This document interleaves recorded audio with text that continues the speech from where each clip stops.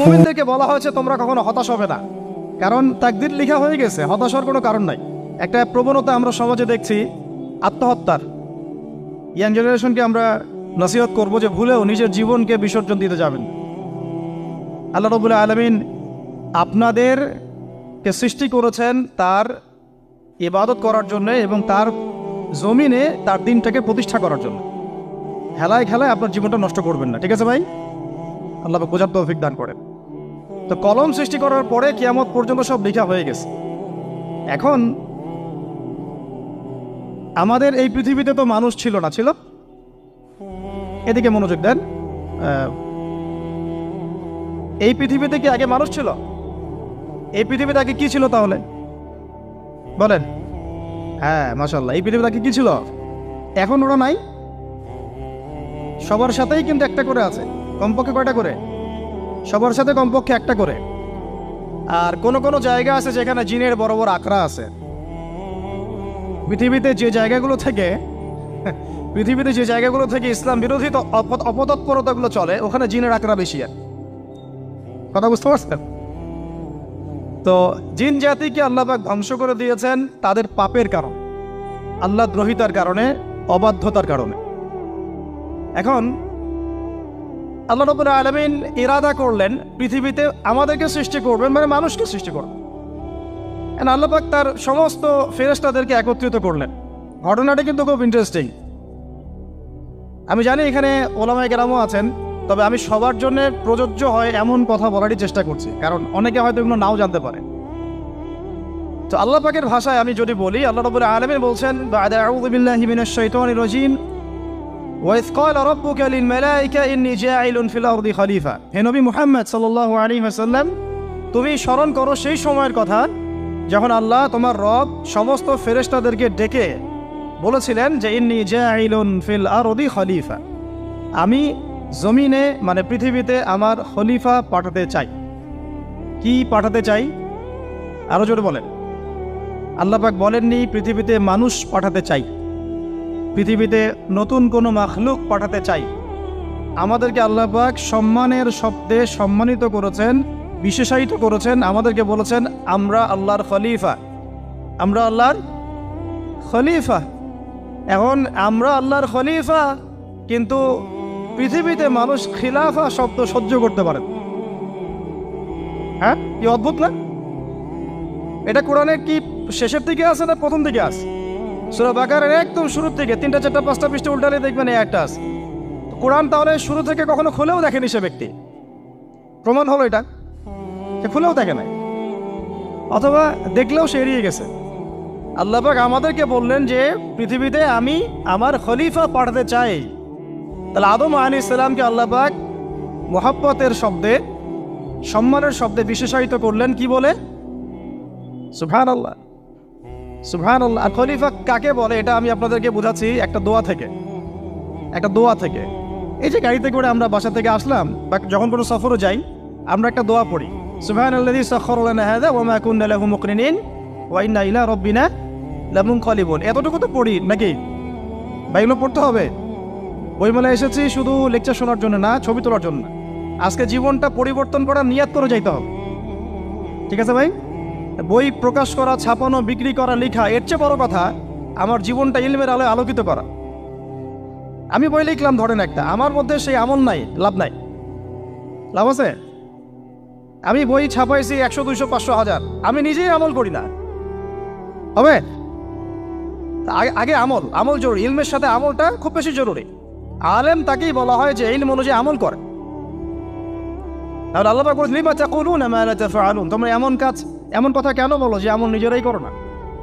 কাবুরা মাকতান ইনদাল্লাহ আন তাকুলু মা লা তাফআলুন, আল্লাহর কাছে সবচেয়ে গর্হিত একটা অপরাধ তোমরা একটা কথা বলবা কিন্তু আমল করবা না।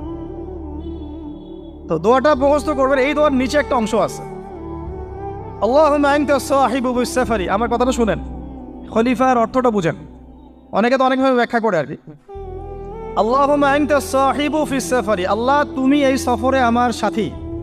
সফরে বের হওয়ার সময় দোয়া পড়ছি আমরা, আল্লাহুম্মা আনতা সাহিবু ফিস সাফারি, আল্লাহ তুমি এই সফরে আমার সাথী।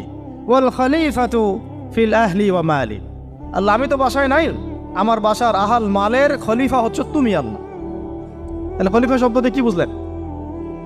আল্লাহ আমার বাসার আহাল মালের খলিফা মানে কি? আমার স্থলাভিষিক্ত তুমি আল্লাহ, আমি ওখানে নাই বাসায়, আমি সফরে বের হয়ে গেছে, আমার স্ত্রী, আমার সন্তান, আমার মাল, আমার জান, এগুলোর দায়িত্ব তোমার, তুমি খলিফা। কত চমৎকার দোয়া। তাহলে পৃথিবীতে আমি আমার খলিফা পাঠাতে চাচ্ছি, তার অর্থ কি? আল্লাহ রাব্বুল আলামিন এই পৃথিবীতে আমাদেরকে তার প্রতিনিধি বানিয়েছেন। সুবহানাল্লাহ, সুবহানাল্লাহ। তাহলে আমরা নিজেদের আত্মপরিচয় ভুলে গেলাম যে আমরা আল্লাহর প্রতিনিধি পৃথিবীতে, তাই না? আমরা এখন আব্রাহাম লিঙ্কনের পূজা করতেছি। আব্রাহাম লিঙ্কনের পূজা তো বুঝেন না আপনারা, এটা হচ্ছে ওই যে সোকল ডেমোক্রেসির পূজার। আদতে প্রকৃত গণতন্ত্র বলে কিছু নাই এই বিশ্বের মধ্যে, যা আছে এগুলো তথাকথিত আর কি, স্লোগান জাস্ট, আর কিছু না। এটা যারা চর্চা করে তারাও জানে, আমাদের কাছে তারাই বলে। আদতে এই আপনার কমিউনিজমের কথা বলেন, এই লেনিন স্টেলিনারিজমের কথা বলেন, আপনি মুসলিনির কথা বলেন, চাইনিজ দর্শনের কথা বলেন, রাশিয়ান দর্শনের কথা বলেন, আর এই যে আরেকটা কি চলতেছে সেকুলারিজমের কথা বলেন, ন্যাশনালিজমের কথা বলেন, এগুলো একটা তাত্ত্বিক মতবাদ শুধুমাত্র। প্রকৃত মতবাদগুলো আপনি পাবেন বিশুদ্ধ যেগুলো কোরআন এবং হাদিসেই, এর বাইরে নাই। তা আমরা কিন্তু আল্লাহর খলিফা পরিচয় দিতে এখন দ্বিধাবোধ করতেছি। এই জমিনে আল্লাহ পাক আমাদেরকে তার খলিফা বানিয়ে পাঠিয়েছে। এখন খলিফা হলাম কিভাবে? কিসের গুণে খলিফা হলাম? প্রশ্নটা এটা। আমাদের কি 10টা হাত, 10টা পা, বেশি শক্তি ফেরেশতাদের চাইতে, যে আমরা খলিফা হলাম কিসের ভিত্তিতে? আর কিভাবে হলাম এটা শুনুন। আল্লাহ পাক বলছেন, ওয়াল্লামা আদামাল আসমাআ কুল্লাহা। আল্লাহ বলছেন আমি আদমকে এই মহাবিশ্বের যত নাম আছে, নাউন্স, ইসম, সব শিক্ষা দিয়েছি। সুবহানাল্লাহ। এই মহাবিশ্বের যত নাম, এখানে ইসম শব্দের অর্থ কিন্তু জ্ঞান। ইসম মানে কি? এখানে জ্ঞান। মহাবিশ্বের যে জ্ঞানগুলো আছে, এই জ্ঞানগুলো আল্লাহ পাক আমাদের আদি পিতাকে শিক্ষা দিয়েছেন। আমাদের আদি পিতাকে আল্লাহ নিজে শিক্ষা দিয়েছেন। সৃষ্টিগতভাবে আমরা জ্ঞানী ছিলাম না, আল্লাহ পাক আমাদেরকে জ্ঞান শিক্ষা দিয়েছেন। আমরা ফিলোসফির বইগুলো খুললে দেখবেন ওখানে বুদ্ধিবাদ নামে একটা মতবাদ আছে। মানে তারা বলে যে মানুষ সৃষ্টিগতভাবেই একজন বুদ্ধিদীপ্ত প্রাণী। এটা ভুল কনসেপ্ট। সৃষ্টিগতভাবে আমাদের মধ্যে জ্ঞান ছিল না, আল্লাহ পাক আমাদেরকে জ্ঞান শিক্ষা দিয়েছেন। কথা বুঝতে পারছেন? একটা মতবাদ তাদের আছে অভিজ্ঞতাবাদ, মানে মানুষ অভিজ্ঞতা থেকেই শিখে। আরেকটা আছে সমন্বয় মতবাদ, আপনারা তো এগুলো অনেকে পড়েছেন হয়তো। এর বাইরে যে একটা মতবাদ আছে যে আল্লাহর পক্ষ থেকে ওহী ভিত্তিক মানুষ জ্ঞান শিখে, এই মতবাদ কোনো দার্শনিকের বইয়ে স্থান পেল না। কি আফসোস, কি আফসোস। অথচ মুসলিম ঘরের দার্শনিক তারা। আমরাও পড়েছি ভাই, 4 বছর এই কারণে গেলেই। কি আফসোস, আল্লাহ পাকের ওহীর পক্ষ থেকে যে জ্ঞান আসতে পারে এইটা কনসেপ্টই নাই। অথচ এখানে কোরআনে আল্লাহ পাক বলছেন, ওয়াল্লামা আদামাল আসমাআ কুল্লাহা, আমি আল্লাহ আদমকে সমস্ত নাম শিক্ষা দিয়েছি। সুবহানাল্লাহ। এরপরে এই যে জ্ঞান আদম আলাইহিস সালামকে আল্লাহ পাক শিক্ষা দিলেন, এর ফলশ্রুতিতেই আল্লাহ পাক বললেন যে ওয়াইয কুলনা লিল মালাইকা উসজুদু লি আদম, হে ফেরেশতারা তোমরা এখন আদমকে সিজদা করো। কি ফেরেশতাদেরকে দিয়ে আল্লাহ পাক আমাদের পিতাকে সিজদা করালেন কিসের মানদণ্ডে? কিসের কারণে? জ্ঞানের কারণে। জ্ঞানের কারণে ফেরেশতাদেরকে আল্লাহ পাক বললেন যে এই নামগুলো বলে দাও তো তোমরা। তারা বলতে পারলো না। তারা বললো লা ইলম আল্লাহুম্মা লা ইলমা লানা ইল্লা মা আল্লামতানা। আল্লাহ আমাদের তো সেই জ্ঞান নাই, শুধু ওইটুকু জ্ঞান আছে যা আপনি আমাদেরকে শিখিয়েছেন।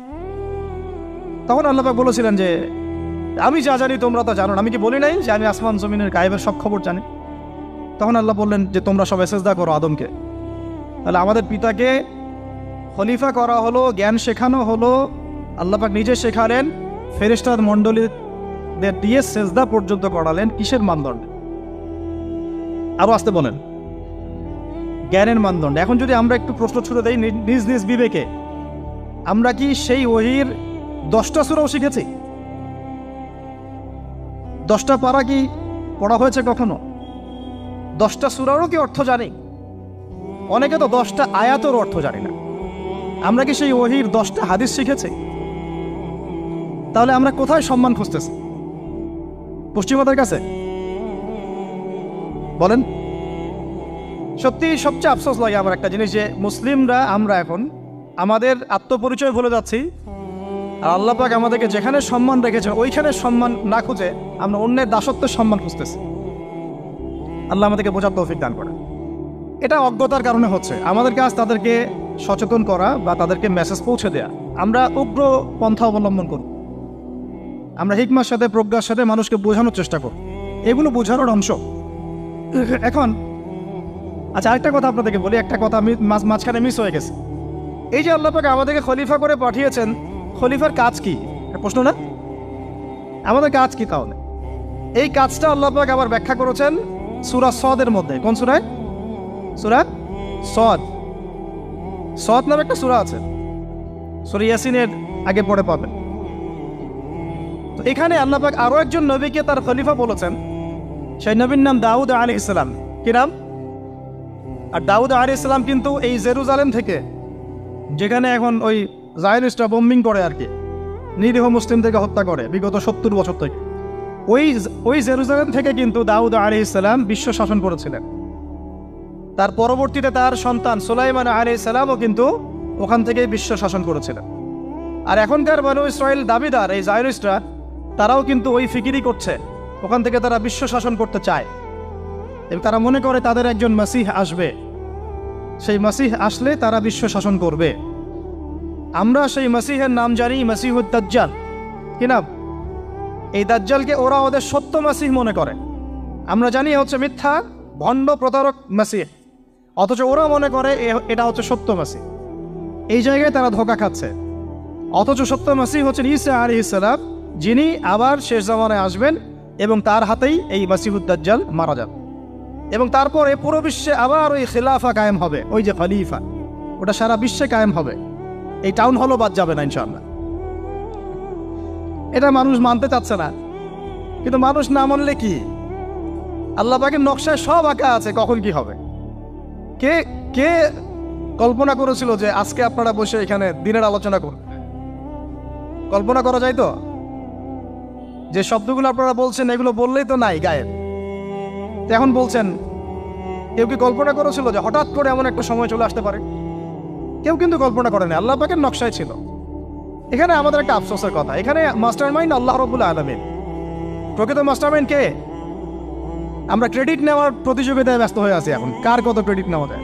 এখানে একক ক্রেডিট পাওয়ার যোগ্য কেউ না, সমস্ত ক্রেডিট কার? আল্লাহ রাব্বুল আলামিন। এটা আল্লাহর সাথে গাদ্দারি করতে যায় না, তাহলে ভুলে যান। কারণ আমি বারবার বলেছি আপনাদেরকে, কোরআন থেকে একটা শিক্ষা আমরা শিখেছি, একটা কম যখন মাজলুম থাকে, দুর্বল মাজলুম জুলুমের শিকার হচ্ছে, আল্লাহ পাক সেই কমটাকে বাঁচান, কোনো না কোনো একজন ত্রাণকর্তাকে পাঠান, কোনো একটা সূরতে আল্লাহ পাক সেই কমকে বাঁচায় দেন। আবার যদি এই নিয়ামতটা পাওয়ার পরে ওই কম আবার এই জুলুম শুরু করে, আবার আল্লাহ দ্রোহিতা শুরু করে, আল্লাহ পাক তার চেয়ে বড় জালেম চাপাই দিন। কথা বুঝতে পারছেন? আল্লাহর সাথে গাদ্দারি করতে চাই না, আল্লাহ পাক আমাদেরকে বোঝার তৌফিক দান করেন। এখন খলিফার কাজটা কোথায় পাবেন? কোন সূরায় ভাই বলেন? সূরা সদে আল্লাহ পাক দাউদ আলাইহিস সালামকে খলিফা সম্বোধন করে বলছেন, ইয়া দাউদ। কি চমৎকার আহ্বান! ইয়া দাউদ, হে দাউদ, ইন্না জাআলনাকা খলিফাতান ফিল আরদ। দেখো, আমি আল্লাহ তোমাকে পৃথিবীতে খলিফা করেছি। কি করেছি? খলিফা করেছে। তোমার কাজ কি শোনো। ফাহকুম বাইনান নাসি বিল হক। বোঝার চেষ্টা করেন একজন খলিফার কাজ কি।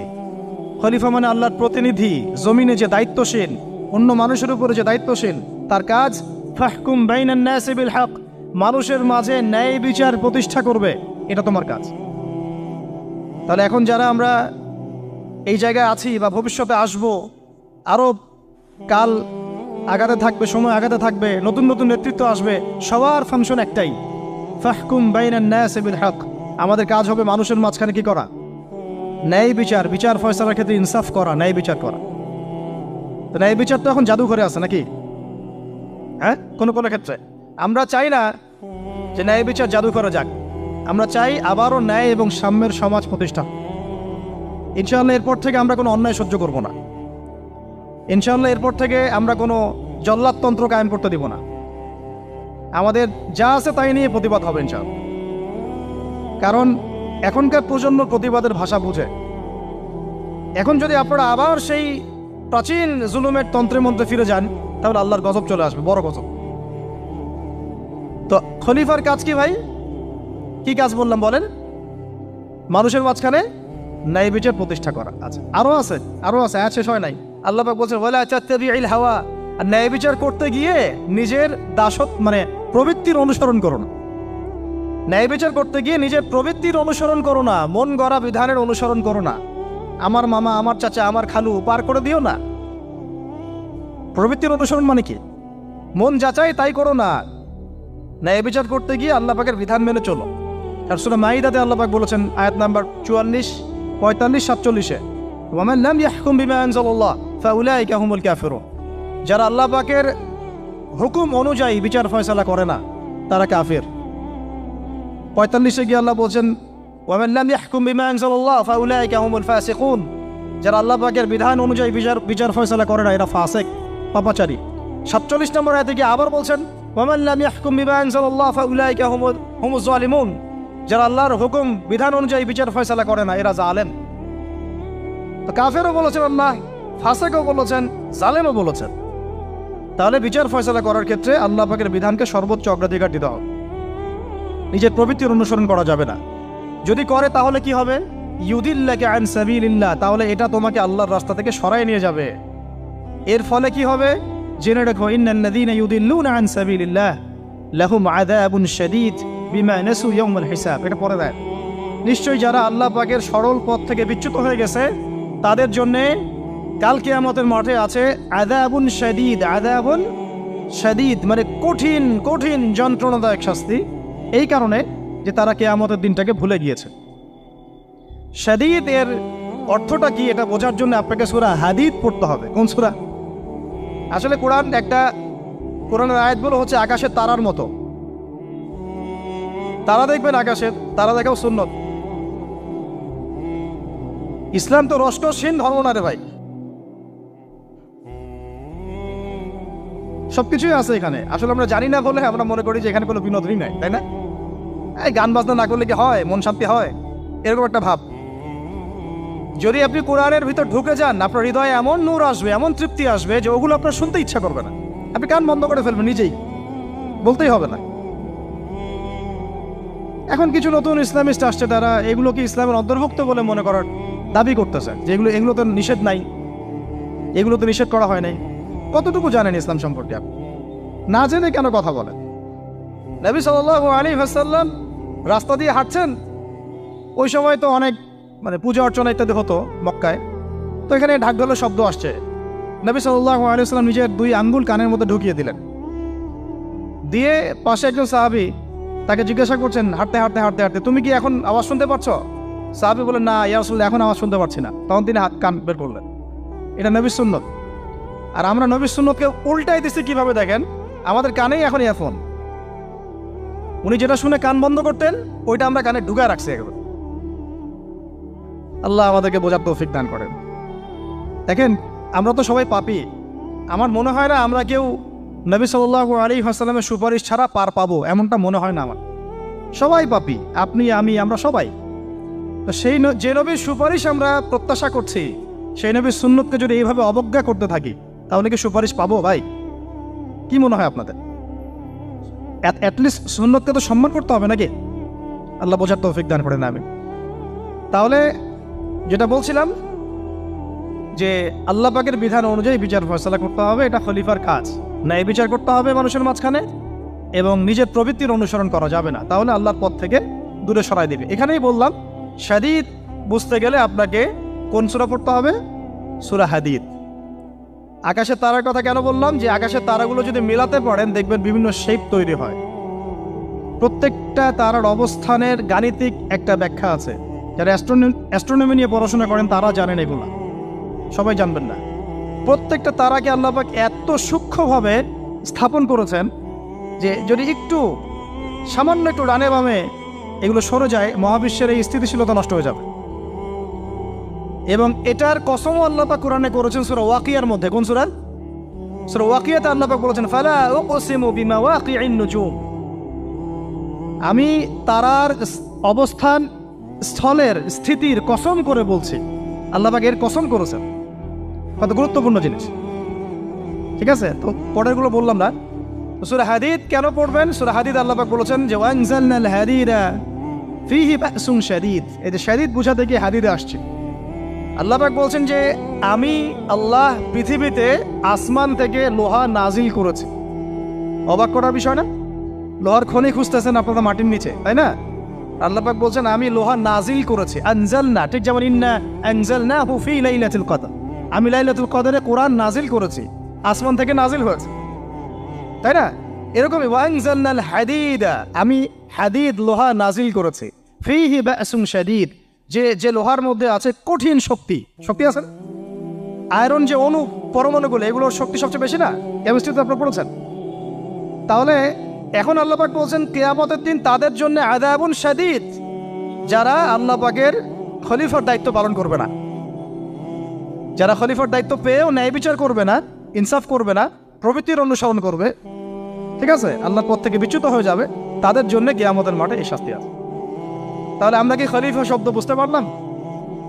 আমাদের পিতা যে খলিফা, এটা কি বুঝতে পারলাম? তাহলে এখন বলেন তো, প্রত্যেক নবী কি আল্লাহর খলিফা ছিলেন না? ছিলেন কি না? প্রত্যেক নবী কি আল্লাহর বিধান দিয়ে বিচার ফয়সালা করেন নাই? মানুষের মাঝখানে ইনসাফ করেন নাই? ন্যায় বিচার প্রতিষ্ঠা করেন নাই? এরপরে সাহাবায়ে কেরামের যুগে তারা কি ন্যায় বিচার প্রতিষ্ঠা করেন নাই? তাহলে হঠাৎ করে কি হলো বিশ্ববাসীর মধ্যে যে একেবারে কোরআন হাদিস এর মৌলিক বিষয়গুলো, এগুলো সব পাশ কাটিয়ে আমরা মানব রচিত বিধানগুলোর দিকে চলে গেলাম? রহস্যজনক না বিষয়টা? এটা হচ্ছে দাজ্জালীয় একটা শাসন আসতেছে সামনে।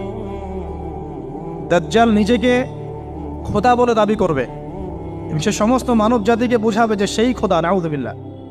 সে অনেক ভেলকি দেখাবে, মানুষকে তার দিকে টেনে নিয়ে আসবে, এমনকি সে এক হাতে জান্নাত এক হাতে জাহান্নাম নিয়ে করবে। নবীজি বলেছেন যে তার জান্নাতে প্রবেশ করবে ওটাই তার জাহান্নাম, আর যে তার জাহান্নামে প্রবেশ করবে সেটাই হচ্ছে জান্নাত। তাহলে পুরো বিশ্ববাসীকে আল্লাহ থেকে দূরে সরিয়ে একটা গডলেস ওয়ার্ল্ডে রূপান্তরিত করার একটা তৎপরতা চলছে, লক্ষ্য করতেছেন না? এটা মূলত আপকামিং যে দাজ্জালীয় সভ্যতার ভবিষ্যৎবাণী নবীজি করেছেন, এই দিকেই ওয়ার্ল্ড যাচ্ছে আস্তে আস্তে আস্তে আস্তে ওই দিকে যাচ্ছে। তবে নবীজি এটাও বলেছেন সাল্লাল্লাহু আলাইহি ওয়াসাল্লাম যে আমার উম্মতের মধ্যে একটা তয়ফা, একটা দল, কিছু মানুষ সবসময় হকের উপর অটল থাকবে ইনশাআল্লাহ, কিন্তু তাদের সংখ্যা হবে খুব কম। এখন আমাকে আপনারাই বলেন যে ওই হকের উপর অটল থাকতে হলে আমার সেই জ্ঞান লাগবে কি লাগবে না? বলেন। যেই জ্ঞান আমাদের পিতাকে শেখানো হয়েছে, দেখবেন প্রত্যেকটা মানুষের মধ্যে কিছু প্রতিভা আছে, সৃজনশীলতা আছে, আছে না? একটা বুদ্ধিদীপ্ত একটা তাড়না মানুষের ভিতরে কাজ করে। এটা কোত্থেকে আসছে জানেন? আমাদের পিতার ডিএনএ থেকে আসছে। আমাদের পিতার ডিএনএ থেকে, আমরা কিন্তু সবাই তার সন্তান। এরপরে পৃথিবীতে মানুষ পাপাচারে যখন লিপ্ত হলো প্রচন্ড রকম, তখন নূহ আলাইহিস সালামকে আল্লাহ পাক পাঠান এবং তিনি প্রায় 950 বছর দাওয়াতের কাজ করলেন, 40টা বা 80টা পরিবার ইসলাম কবুল করল। তখন আল্লাহ পাক এই মুমিনদেরকে বাদ দিয়ে সবাইকে গারদ করে দিলেন, ধ্বংস করে দিলেন। মানে আমরা যারা পৃথিবীতে এখন বেঁচে আছি, যে আপনি আমি, আপনাদের নাম আমি জানি না, আমরা যারা বেঁচে আছি, আমরা কিন্তু কোনো না কোনোভাবে ওই 40 বা 80 পরিবারের সন্তান। আমরা আত্মীয়, কিন্তু আমরা সবাই কিন্তু আত্মীয়, জানেন? 40টা বা 80টা পরিবার বাদ দিয়ে বাকি সব মানুষকে আল্লাহ পাক ধ্বংস করে দিয়েছিলেন নূহ আলাইহিস সালামের মহাপ্লাবনে। ঘটনা জানেন না? 40 বা 80টা পরিবারকে বাদ দিয়ে বাকি সবাইকে আল্লাহ পাক ধ্বংস করেছেন ওই মহাপ্লাবনে। তাহলে এখন এই বিশ্বে যত মানুষ আছে তারা কয়টা পরিবারের সন্তান? ওই 40-80। আমরা কোনো না কোনোভাবে একে অপরের আত্মীয় হই, মুসলিম অমুসলিম সবাই, মুসলিম অমুসলিম সবাই। আমরা যে অসাম্প্রদায়িকতার কথা বলি না, এই শব্দটাকে ভালো অর্থে নেওয়া যায়। কি অর্থে? অন্যান্য ধর্মাবলম্বী মানুষ যারা, তারা তাদের ধর্ম স্বাধীনভাবে পালন করবে, কোনো সমস্যা নেই, আমরা তাদের এই কাজে বাধা দিতে যাব না। একইভাবে আমরা আমাদের ধর্ম স্বাধীনভাবে পালন করব, তারা এখানে কোনো বাধা দিতে পারবে না।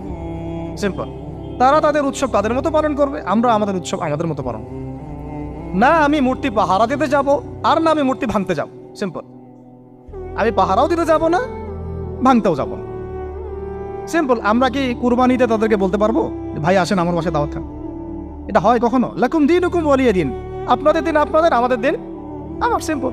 এই অর্থে ঠিক আছে, কিন্তু সব ধর্ম মিলে যে নতুন ধর্ম বানানোর চেষ্টা করা হচ্ছে বাংলাদেশে, এটা ঠিক নাই। এটা শুভঙ্করের ফাঁকি। সব ধর্ম মিলে নতুন ধর্ম করার কোনো সুযোগ নাই। আমরা সবাই এক পরিবারের সন্তান। এখন আমাকে বলেন, নূহ আলাইহিস সালামের একটা ছেলে ছিল, নাম জানেন? কি নাম বলেন? কে? না, মাশাআল্লাহ। কয় ছেলে ছিল তার? হ্যাঁ না, মূলত চারজন সন্তান থেকে বড় বড় চারটা গোত্র সৃষ্টি হয়েছে। শাম এক সন্তানের নাম কি? এটাকে কেন্দ্র করে এই যে সিরিয়ান কন্টিনেন্টে, পুরো প্যালেস্টাইন, সিরিয়ান, অ্যারাবিয়ান কন্টিনেন্টে যত মানুষ তার বংশধর, ঠিক আছে? হাম, একটা সন্তানের নাম হাম। এখান থেকে আফ্রিকার যে কালো কালো মানুষগুলো সব তাদের বংশধর। একটা হচ্ছে ইয়াফাস, ইউরোপিয়ান যারা সাদা চামড়া সব এদের বংশধর। আরেকটা যে কেনান। এই ছেলেটা কি বলেছিল? বাবা ডাকছে নৌকায় আসো তাড়াতাড়ি, নৌকায় আসো তাড়াতাড়ি, না হলে আজকে আল্লাহ পাক আযাব দিয়ে ধ্বংস করে দিবে। সে নবীর সন্তান হওয়ার পরেও আল্লাহ প্রদত্ত ওহীর জ্ঞানকে মূল্যায়ন না করার কারণে ধ্বংস হয়ে গেল। আর ওই 40টা বা 80টা পরিবার নাজাত পেল কিভাবে? আল্লাহর পক্ষ থেকে নাজিলকৃত ওহীর জ্ঞানকে প্রাধান্য দিয়ে আনুগত্য করে। তাহলে কোন জ্ঞানকে আমরা প্রাধান্য দিব ভাই? আমি বলছি না যে আমরা দুনিয়াবী জ্ঞানগুলোকে শিখবো না, ওই প্রসঙ্গে আমি একটু পরে আসছি যে আমরা শিখবো এবং কিভাবে শিখবো, কতটুকু শিখবো। আগে এই অংশটুকু শেষ করি। ঠিক একইভাবে আপনারা কি আদ জাতির নাম জানেন? আদ, সামুদ। ওই যে সৌদি আরব এখন যেখানে লাইন বানাচ্ছে, লাইন প্রজেক্ট, ওই আল-ওলা বলে, আল-ওলা লাইন প্রজেক্ট বানাচ্ছে, দেখবেন অনলাইনে।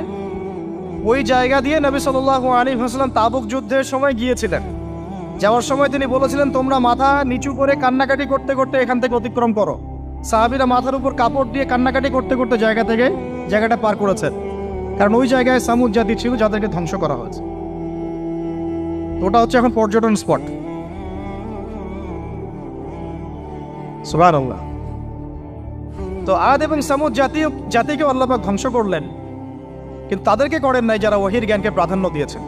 ইব্রাহিম আলাইহিস সালাম কোন জ্ঞানের বদৌলতে আল্লাহকে চিনলেন?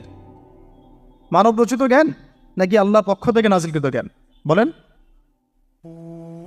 মূসা আলাইহিস সালাম কোন জ্ঞানের বদৌলতে ফিরআউনের মতো এই যে কি বলবো প্রতাপশালী একজন শাসকের সামনে দাঁড়িয়ে বুক ফুলিয়ে ইসলামের দাওয়াত দিলেন? কোন জ্ঞানের আলোকে? ওহীর জ্ঞান। আর ওহীর জ্ঞান যখন নাজিল করা হয়েছে তখন তিনি দোয়াটা পড়ছিলেন, রব্বি ইশরাহ লি সাদরি ওয়া ইয়াসসির লি আমরি ওয়াহলুল উকদাতাম মিন লিসানি ইয়াফকাহু কওলি। প্রত্যেক নবী, ইউসুফ আলাইহিস সালাম কারাগারে 12 বছর থেকেছেন। কত বছর? 12 বছর। আমাদের অনেক ভাই এরকম 5 বছর, 7 বছর, 10 বছর, 12 বছর থেকেছে, আছে। এমনও মানুষ আছে, এখন বলা যায় তাই বলি, যে ওই যে একটা শব্দ শুনেছেন আয়না ঘর, ওখানে দীর্ঘদিন ছিল, তারপরে নাই, কোথায় গেছে আল্লাহই ভালো জানে। ইউসুফ আলাইহিস সালামও এরকম কারাগারে ছিলেন। কত বছর? 12 বছর। কিন্তু আল্লাহ পাক তাকে এমন একটা জ্ঞান শিক্ষা দিয়েছিলেন, তিনি স্বপ্নের ব্যাখ্যা বলতে পারতেন, যে কোনো স্বপ্নে। রাজা স্বপ্ন দেখলেন যে 7টা গাভী, জীর্ণ শীর্ণ গাভী, মোটা তাজা গাভীকে খেয়ে ফেলছে, স্বপ্নের ব্যাখ্যা কেউ দিতে পারেন। কিন্তু ওই জেলখানায় 2জন ছাড়া পাওয়া মানুষ, ছাড়া পাইছে 2জন আর কি, 2জনের মধ্যে একজন বেঁচে আছে, একজন নাই। মানে 2জন বসে বসে ইউসুফ আলাইহিস সালামকে বলছিলেন যে আমরা একটা স্বপ্ন দেখলাম যে আমার মাথায় রুটি আছে, পাখি এসে রুটি খেয়ে ফেলছে। আর আমি স্বপ্ন দেখলাম যে আমি শরাব পান করাচ্ছি, ব্যাখ্যা কি? ইউসুফ, তোমাকে সত্যবাদী বলে জানি। ইউসুফ আলাইহিস সালাম বললেন, তোমার মাথায় রুটি যেটা খেয়ে নিচ্ছে তার মানে তোমাকে শুলদণ্ড দেওয়া হবে, আর তুমি যে পানি পান করাচ্ছ তার মানে তুমি নাজাত পাবে, ছাড়া পাবে। হলেও তাই। আর যে নাজাত পাবে তাকে ইউসুফ আলাইহিস সালাম বলে দিলেন যে তুমি রাজদরবারে গিয়ে আমার কথা বলো, আমার কথা আলোচনা করো। তো সে ভুলে গিয়েছিল। পরে যখন এই স্বপ্নটা দেখলো বাদশা, তখন বাদশা সবাইকে ডাকলো, ডেকে বললো যে এই গাভীর স্বপ্নের ব্যাখ্যা কি? তখন এই ব্যক্তির মনে পড়ছে, আর ইউসুফ তো ব্যাখ্যা দিতে পারে। সে গিয়ে ইউসুফ আলাইহিস সালামকে ডেকে নিয়ে আসতেছে যে এই রাজা স্বপ্ন দেখছে, ব্যাখ্যা কি? স্বপ্ন কিন্তু আপনার কাছে শুনে একটা স্বাভাবিক মনে হচ্ছে, আরে গাভীর আবার স্বপ্নের কি ব্যাখ্যা? তখন ইউসুফ আলাইহিস সালাম ব্যাখ্যা দিলেন যে 7 বছর ফসল ফলবে আপনাদের এলাকায়, তারপরের 7 বছর হবে দুর্ভিক্ষের সময়। কিসের সাথে কিসের ব্যাখ্যা? এই জ্ঞান কে শিখালেন তাকে? এই ইন্টারপ্রিটেশনের জ্ঞান কে শিখালেন? তাহলে জ্ঞানের মূল উৎস কে? আমার কথা বলার উদ্দেশ্য কি বুঝতে পারছেন? যত জ্ঞান তার মূল উৎস কে? স্বপ্ন একটা জ্ঞান, যদি সেটা সত্য হয়। আর জেনে রাখবেন, কিয়ামতের আগে আগে মুমিনদের স্বপ্ন বেশি বেশি সত্য হবে। ঠিক আছে? মূসা আলাইহিস সালামকেও সেই আল্লাহই জ্ঞান শিক্ষা দিলেন। ঈসা আলাইহিস সালাম এই কুষ্ঠরোগীর গায়ে হাত বুলালে ভালো হয়ে যায়, হ্যাঁ? অন্ধ ব্যক্তির মানে চোখে হাত বোলালে ভালো হয়ে যায়। এমনকি মৃত ব্যক্তিকে তিনি বলছেন কুম বিইজনিল্লাহ, আল্লাহর হুকুমে দাঁড়িয়ে যাও, দাঁড়িয়ে গেল। এই জ্ঞান কে দিয়েছেন তাকে?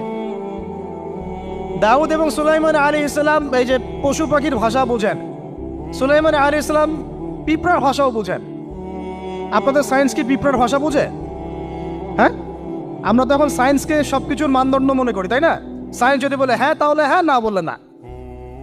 মানে এমন একটা ভাব, দেখেন সায়েন্সকে আমরা ইলাহ বানাইছি, ইলাহ, উপাস্য।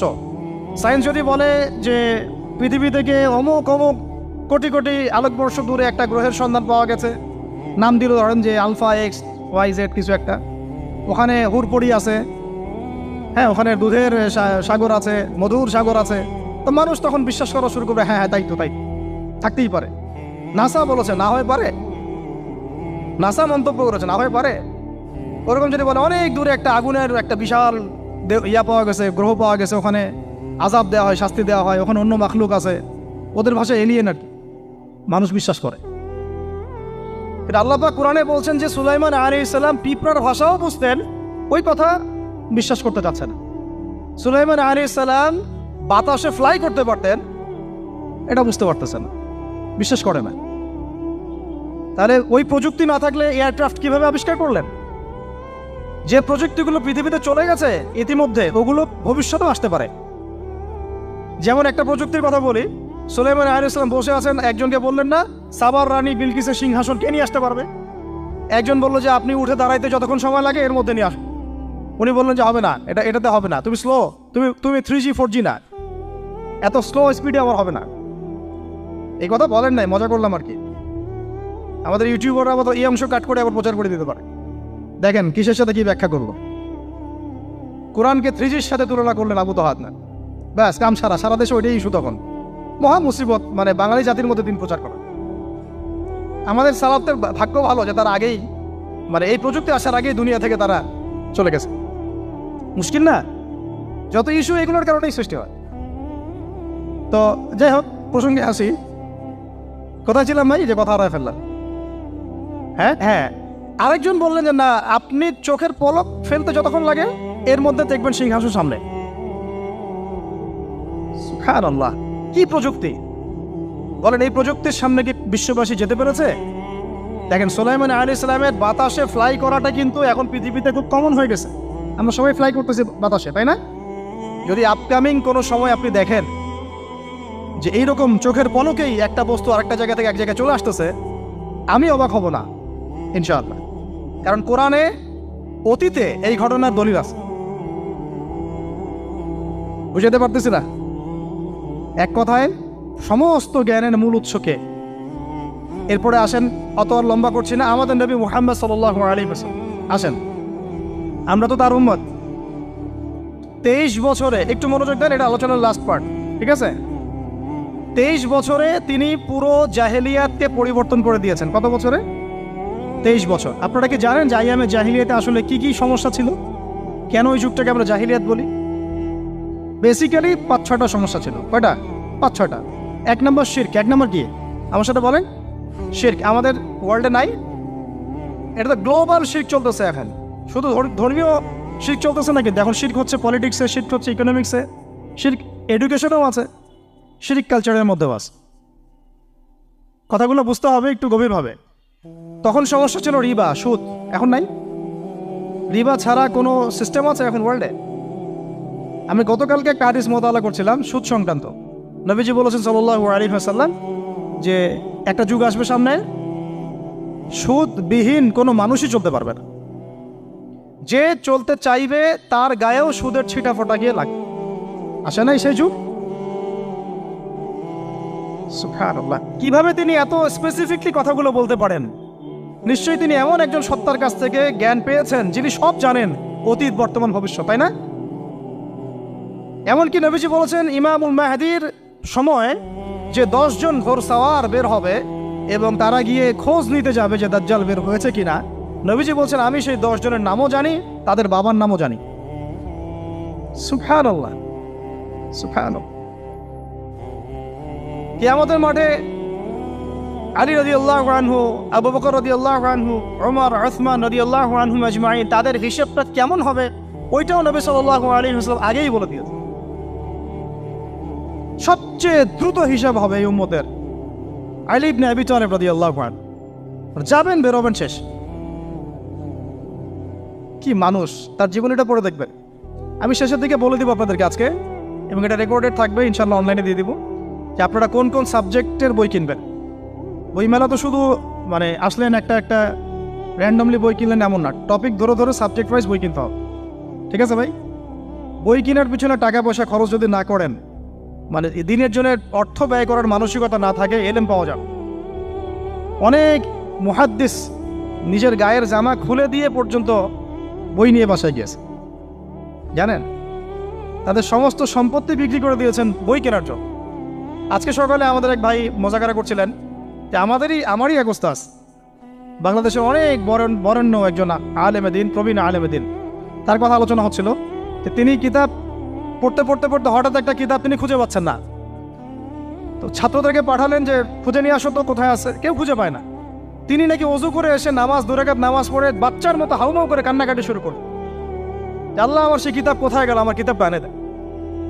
তলাবুল ইলম কাকে বলে দেখেন, ইলমের তালেব, ইলমের ছাত্র কাকে বলে? এই যে ইলমের ছাত্র, আমরা কি ছাত্র হইতে পারছি?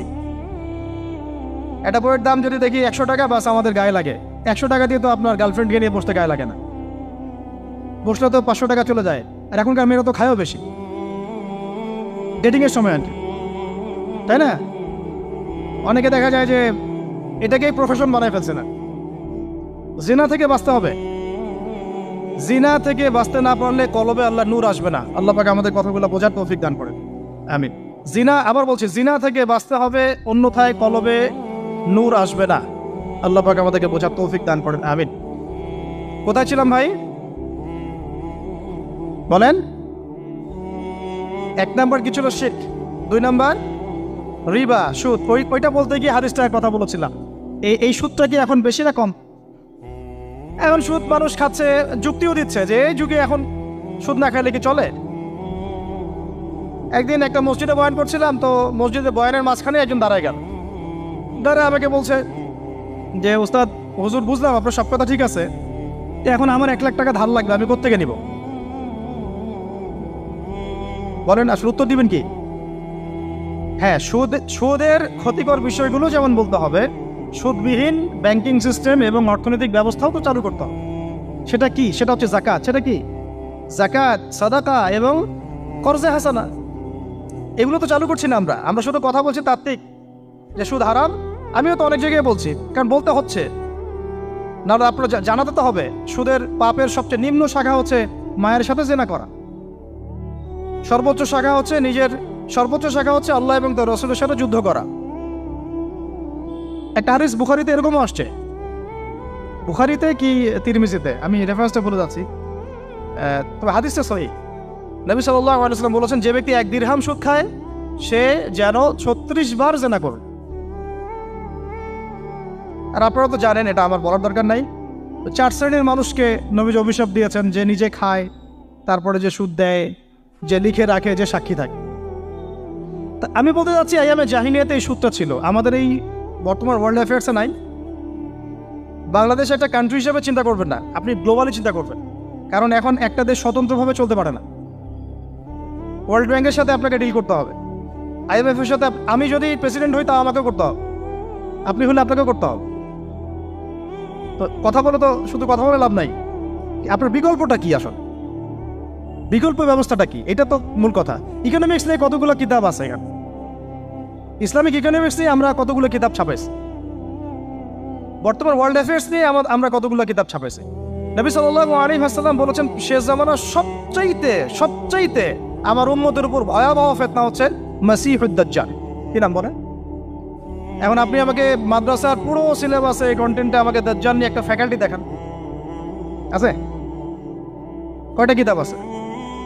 সবচেয়ে ভয়াবহ ফিতনা নবীর মুখে, নিজের মুখে বল, সবচেয়ে ভয়াবহ, এর চেয়ে ভয়াবহ কোনো ফিতনা আসে নাই, আসবেও না। তো এখন আপনি আমাকে বলেন যে এই ফিতনা সংক্রান্ত কতগুলো কিতাব আপনার কাছে আছে বাসায়, বলেন। তাহলে গ্যাপস আছে না আমাদের মধ্যে? গ্যাপ ফিল আপ করতে হবে। কথাগুলো বলার উদ্দেশ্য হচ্ছে গ্যাপটা ফিল আপ করা। তো এই রিবার সমস্যাটা এখনো আছে। আল্লাহ পাক আমাদেরকে রিবা মুক্ত জিন্দেগি দান করে না। এবং আমি রিকোয়েস্ট করব বিনয়ের সাথে যে আমাদের ঊর্ধ্বতন কর্তৃপক্ষ যারা আছেন, শুধু একটা কাজ করেন না, একটা কাজ একটা বছর করেই দেখেন না কি হয়। প্রত্যেকটা মুসলিম, অমুসলিমদের কথা বলছেন, যেহেতু এটা খিলাফা স্টেট না, সেহেতু অমুসলিমরা এখানে জিজিয়া দিবে না। খিলাফা স্টেটে অমুসলিমরা জিজিয়া দেয়, এটা তো খিলাফা স্টেট না, এটা তো ডেমোক্রেটিক স্টেট এবং সেকুলার স্টেট। শুধু মুসলিমদের কাছ থেকে যাদের নিসাব পরিমাণ সম্পদ হয়েছে জাকাত দেওয়ার, সবার কাছ থেকে রাষ্ট্রীয়ভাবে বাধ্যতামূলক জাকাত নেন, দেখেন না অর্থনীতি সচল হয় না, হয় না। একটা বছর নিয়ে দেখেন না কি হয়।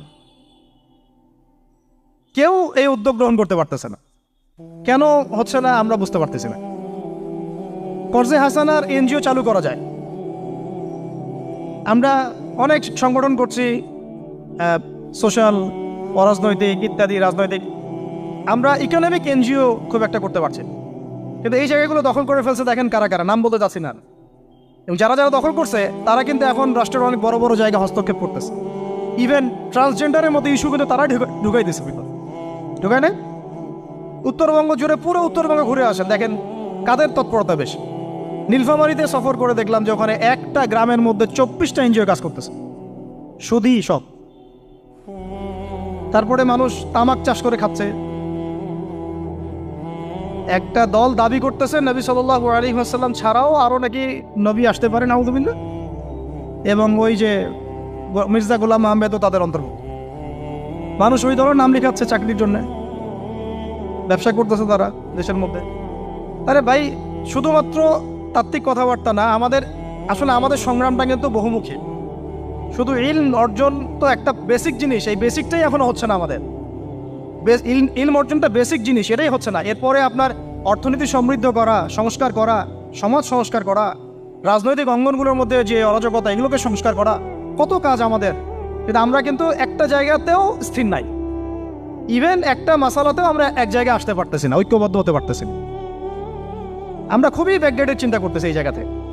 অথচ আমাদের উচিত ছিল এই প্রবলেমগুলোকে আরও 30-40 বছর আগেই সলভ করা। তাহলে এখন হয়তো আপনি ভালো কিছু পেতেন। আমাকে একটা প্রতিষ্ঠান দেখান যেখানে নুরানি থেকে নিয়ে, মানে নুরানি থেকে দাওরা বা ক্লাস নার্সারি থেকে মাস্টার্স, এরকম সিলসিলায় ইসলামিক শিক্ষা এবং জেনারেল শিক্ষাকে একত্রিত করে একটা সিলেবাস মেনটেন করে পড়ানো হচ্ছে। আমাকে কয়েকটা প্রতিষ্ঠানের নাম বলেন, আমি ওখানে আমার মেয়েকে ভর্তি করাবো।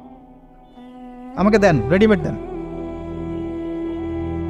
আমার ছেলেকে ভর্তি করাবো। আমরা ফিকির করতেছি না। এটা হওয়া উচিত ছিল বিগত 30 বছর আগেই। আমি আপনাদেরকে বলি যে প্রকাশনা সংস্থার ভাইরা আছেন অনেকে এখানে। ধরেন আমাদের রংপুরের কোনো ভাই আপনাদেরকে পুরো 1 বিঘা জমি দিল, বা ধরেন 5 বিঘা জমি দিয়ে দিল, ঠিক আছে? আর আমরা সবাই মিলে দেশবাসীর কাছ থেকে টাকা কালেক্ট করে একটা কনস্ট্রাকশন দাঁড় করে, প্রতিষ্ঠান দাঁড় করালাম। একেবারে অনার্স, মানে নুরানি থেকে নিয়ে, মানে প্লে গ্রুপ থেকে নিয়ে মাস্টার্স, এরকম ফ্যাকাল্টি আর করলাম। এখন ভাই আপনারা যারা বই প্রকাশ করতেছেন, আমাকে কি আপনারা বই দিতে পারবেন? প্রত্যেকটা ক্লাসে আমি কোন কোন বই পড়াবো পারবেন? আমাকে কি সিলেবাস দিতে পারবেন? কথা বলেন। প্লে গ্রুপে কোন কোন বই পড়াবো আমাকে দেন। নার্সারিতে দেন, STD 1-এ দেন, 2-তে দেন, 3-তে দেন, 5-এ দেন। এভাবে আপনি আমাকে ক্লাস 10 পর্যন্ত দেন। তারপরে কি আপনি আমাকে অনার্স, মাস্টার্স, এই ফ্যাকাল্টিগুলো আলাদা আলাদা, এগুলো কি ইউনিভার্সিটি আদলে আপনি কি আমাকে সাজা দিতে পারবেন? আমরা জায়গা দিব, টাকা দিব, প্রতিষ্ঠান করে দিব। প্রকাশনা সংস্থা থেকে কি আমরা এতটুকু পেতে পারি? তাহলে কাজের ক্ষেত্র আসলে কোনগুলা? আজকে আদনান ভাইয়ের একটা বই নিয়ে পড়তেছেন, কালকে অমুক ওস্তাদের একটা বই নিয়ে পড়তেছেন, আজকে এইটা, কালকে সেইটা। কনস্ট্রাকটিভ পড়াশোনাটা কোথায়? ধরেন এই যে আমাদের এক ভাই, পরিচিত ভাই, ওই ভাই যদি বলে যে আমি ভাই একসময় দিনের পথে ছিলাম না, এখন ইসলামের পথে আসছি, তো আমি এখন আলেম হইতে চাই। কি হইতে চাই? আলেম হইতে চাই, কিন্তু আমার মাদ্রাসায় পড়ার কোনো সুব্যবস্থা নাই। আচ্ছা, এখন কি তাকে আমরা 5 বছর বা 10 বছরের মধ্যে আলেমের সমপর্যায়ে নিয়ে যেতে কি পারবো? সেই সিলেবাস কি আমার কাছে আছে? বলেন। অথচ বিশ্বাস করেন, আরবি ভাষা না জানলে কেউ কোরআন জানতে পারবেই না। আমি এখন এটা শক্ত করে বলি যে কোরআন শেখা যেমন ফরজ, আরবি ভাষাটা শিক্ষা করাও ওয়াজিব। এখন আমাদের 80% জেনারেল শিক্ষিত ছেলেপেলে কিভাবে আরবি শিখবে? কিভাবে তারা আকীদা শিখবে? কিভাবে তারা কোরআনের তাজবিদ শিখবে, তাদাব্বুর শিখবে, তাফসির শিখবে, হাদিসের এরাব দেওয়া শিখবে, এবারত পড়া শিখবে, কিভাবে তারা নাহু সরফের জ্ঞান অর্জন করবে, কিভাবে তারা উসুলের জ্ঞান অর্জন করবে, কিভাবেই বা তারা বড় বড় ধরেন ফেকা শাস্ত্রের জ্ঞান, তারপরে এদিকে উসুলে হাদিসের জ্ঞান, তাফসিরের জ্ঞান, আরও বড় বড় ফ্যাকাল্টিগুলো, কিভাবে তারা বড় পর্যায়ের আলেম হবে আমাকে বলেন। প্রোডাক্ট দেন, প্রোডাক্ট, এবং এমন এমন আলেমের প্রোডাক্ট যে আলেমরা সারা ওয়ার্ল্ডকে ডিল করতে পারে, মানে ইন্টারন্যাশনাল স্কলার। এখান থেকে যাবে ইউকেতে গিয়ে দাওয়াতি কাজ করে আসবে, অস্ট্রেলিয়ায় গিয়ে দাওয়াতি কাজ করে আসবে, মালয়েশিয়ায় গিয়ে দাওয়াতি কাজ করে আসবে, আন্তর্জাতিক মানের আলেম আমরা কি জেনারেল শিক্ষিত ব্যাকগ্রাউন্ড থেকে তৈরি করতে পারবো? পারছি কি? আর আপনারা আমাকে বলেন তো ভাই, যে কত পার্সেন্ট মানুষ জেনারেল শিক্ষিত আর কত পার্সেন্ট মানুষ মাদ্রাসায় শিক্ষিত? কাদের পরিসংখ্যানটা বেশি?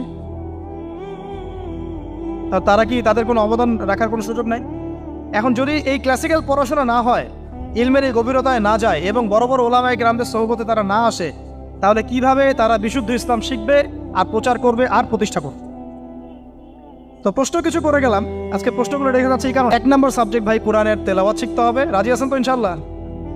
তাহলে এই বইগুলো কিনেন। 2 নম্বর হচ্ছে এই কোরআনের মানে ব্যাকরণ শেখার বইগুলো কিনবেন, কোরআনের ব্যাকরণ শেখার আরবি ভাষা সাহিত্যের বই কিছু কিনবেন। এই বইগুলো আপনাকে ওস্তাদদের কাছে গিয়ে পড়তে হবে, ঠিক আছে? এরপরে কিনবেন কোরআনের কিছু তাফসির, সহজ, মনে করেন একটা তাফসির নেন সহজ। কেউ মারিফুল কোরআন কিনেছেন, হয়তো কেউ সহজে অনুবাদ হয়েছে জালালাইন একটা কিনেছেন, কেউ হয়তো তাওজিউল কোরআন কিনেছেন। একটা তাফসির বাসায় রাখেন অন্তত, ঠিক আছে? এটা হলো 3টা। 4 নম্বর হচ্ছে হাদিসের অন্তত একটা বই কিনেন আজকে, হাদিসের সহজ কিতাব কিনবেন। অনেকে দেখা যায় যে ভাই একেবারে হেদায়েত পেয়ে সহিহ বুখারী নিয়ে বসে যান, একেবারেই গলত কাজ আপনাদের, একেবারেই গলত কাজ। সহিহ বুখারী পড়তে গেলে 12 বছর সময় লাগে মানুষ, ওই লেভেলে যাইতে একটা মানুষের 12 বছর সময় লাগে।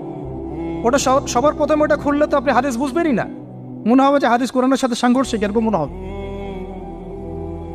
সহজ থেকে এক লাফে কি আমরা ক্লাস 10-এ যাই? আগে তো ক্লাস 1-এ ভর্তি হয়েছেন, তাহলে হাদিসের শাস্ত্রে আসছেন, আগে বুখারী ধরতে গেলেন কেন?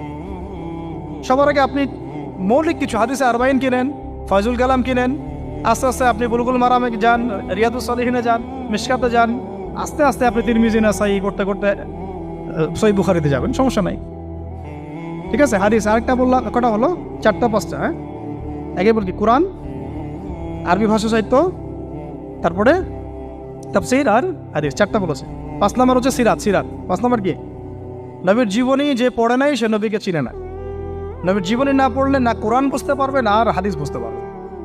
তো নবীর জীবনের অন্তত একটা বই কিনে যান এখান থেকে, অন্তত একটা। 60টা কি 70টা নবীর জীবনী আছে এই বইমেলাগুলোতে, খুলে দেখেন। আমার কাছে সবগুলোই আছে। এই চট্টগ্রামে ভাইরা যখন ছিলেন লালখানে কয়দিন আগে, আমি ভাইদের কাছ থেকে বই কিনেছি, নিজে কিনেছি প্রায় 70,000 টাকা একদিনেই। আর ওনারা আমাকে হাদিয়া দিয়েছেন মনে হয় আরো 30,000 টাকার হবে। তো এক পুরো বই ব্যাগ গাড়ি ভর্তি। তো প্রায় 60, আমি গুনে দেখলাম যে প্রায় 50 থেকে 60টা সিরাতের কিতাব আছে বাজারে। একটা তো কিনেন, অন্তত একটা সিরাতের কিতাব তো অন্তত কিনেন। তারপরে ইসলামের ইতিহাসের বই কিনেন। 6 নম্বর ইসলামের ইতিহাসের বই কিনেন। 7 নম্বর, ইতিহাস না জানলে কিন্তু আমরা শেকড় চিনতে পারবো না। 7 নম্বর হচ্ছে এই 4 খলিফার জীবনী, সাহাবীদের জীবনী, তাবেঈদের জীবনী, ইমামদের জীবনী, এগুলো কিনেন। 8 নম্বর হচ্ছে ইসলামী অর্থনীতির কিছু বই কিনেন, ইসলামী অর্থনীতির। 9 নম্বর হচ্ছে এই ইসলামিক জিওপলিটিক্সের কিছু বই কিনেন। এই বইগুলো কিছুটা কম, আমি এটা ভাইদেরকে বলবো যে এগুলো ছাপানোর চেষ্টা করেন বেশি বেশি। আর 10 নম্বর হচ্ছে ইসলামী ফিকহের যে মাসলা মাসাইলগুলো জানার জন্য কিছু বই আছে, এইগুলো। এই 10টা সাবজেক্টের বই একটা একটা করে কিনে বাসায় চলে। আর একটা নসিহত করবো, বরেণ্য আলেমদের বই পড়বেন। মানে আমি একটা বই ধরেন কালকে বের করে ফেললাম, ভাই আবু তো আদনান ভাই লিখছে বলেই যে আপনাকে ওটা কিনতে হবে জরুরি না, এটা জরুরি না। সবার আগে আপনি বড় বড় বরেণ্য আলেমদের বইগুলো আগে পড়বেন, তারপরে আপনার একটা মেজাজ এমনি তৈরি হয়ে যাবে যে কোনটা হক আর কোনটা বাতিল, এটা আপনি নিজেই বুঝতে পারবেন তখন।